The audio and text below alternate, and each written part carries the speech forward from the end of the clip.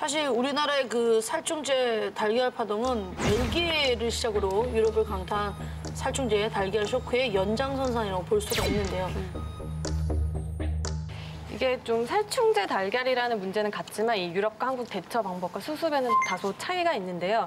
가장 큰 차이는 정부의 발표에서 있었던 것 같아요. 이 유럽은 이 잔류량에 따른 인체의 위험도를 세세하게 구분을 해서 굉장히 명확하게, 특히 네덜란드 같은 경우에는 피프로닐 검출을 발표하면서 인체에 대한 위험도를 3단계로 나눠서 명확하게 발표했고, 한국은 대처는 빠르게 이루어졌는데 좀 메시지들이 많이 엇갈려서 특히 농식품부랑 식약처가 네, 이게 일원화되어 있지 않다 보니까 또 먹지 않는 게 좋다, 어디서는 먹어도 된다, 또 버려라 이러면서 엇갈린 지시와 발표를 하면서 소비자들의 혼란이 가중되었죠.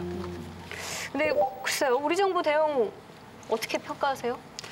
그러니까 일단은 그 전까지 제대로 비펜트린 같은 거 검출 검사 안 하고 이런 거는 분명히 잘못된 거지만 지금 이제 정권이 바뀐 지 얼마 안 됐잖아요. 그 이후에 이제 이런 사태가 이왕 발견된 이후의 조치는 굉장히 신속하고 빠르고 효과적이었다고 저는 평가를 내리고 싶어요. 네. 8월 14일 날 처음 검출이 되고요. 8월 15일부터 8월 18일까지 전수조사를 싹 했어요.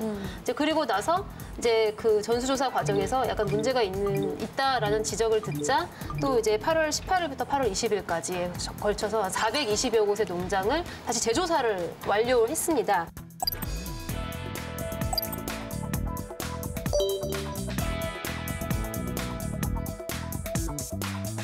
남은 일은 이제 과장된 위험성을 굉장히 정확하게 국민들에게 전달을 하고 그거에 대해서 합리적 평가를 내릴 수 있도록 하는 것.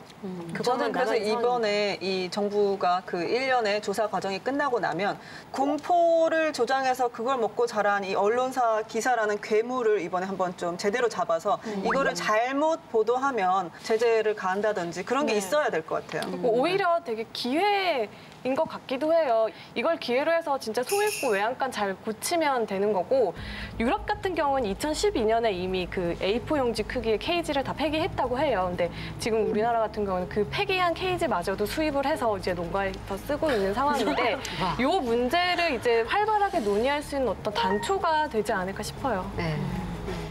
이게 사실 이번 이 살충제 달걀 파동 사태를 보면서 더 소비자로서 이게 되게 충격적이고 불안감을 크게 만들었던 것은 그 달걀에서 검출된 그 농가 상당수가 친환경 인증 농가라는 점이에요. 네. 네. 사실 그 친환경 그 마크 때문에 조금 비싸도 건강하게 좋은 달걀 먹고 싶어서 그렇게 구매하는 건데. 저는 그냥 일반 많이 사 먹었거든요. 네. 근데 저 친한 언니가 혼자 사는 언니가 있는데 그 언니가 수가 너 혼자 살 거면 좋은 거 먹어. 그렇게 하는 거예요. 네. 그래.